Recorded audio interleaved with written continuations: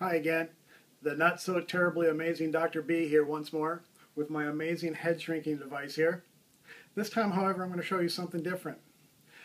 I'm going to make the claim that color does not exist. What? Out here in the real world, color does not exist. Color is a perception that's produced by your brain. Color does not exist out here. This shirt is not green. This table is not brown. This wheel is not white and black, and so on. Color is not out here in the physical world. Color is a visual process, a visual perception produced by the neurology of your brain, the neurochemistry of your brain, and really nothing more. We have evolved to see certain wavelengths of electromagnetic energy and formulate a perception that we know as color. But these objects, these things, do not contain the colors themselves.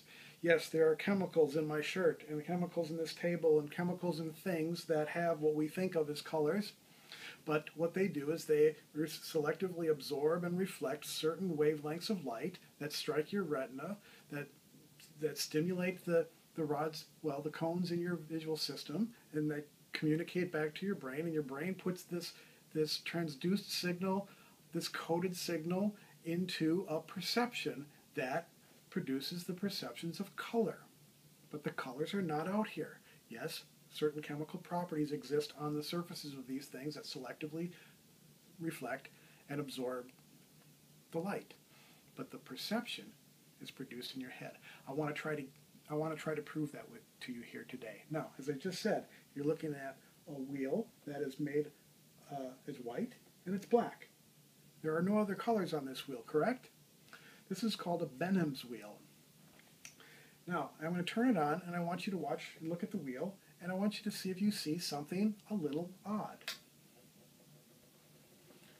As it starts to spin up, I want you to think about, does it match your prediction of what it was going to look like when it was spinning? Okay. Now look at the rings.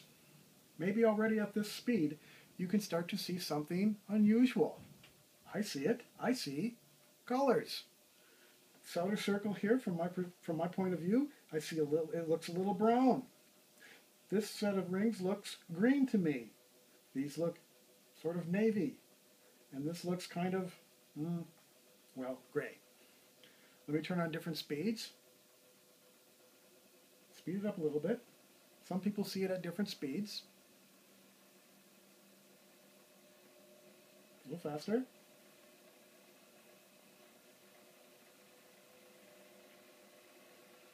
The colors are not quite as vivid for me right now, but this one is now brown. This is still sort of navy blue.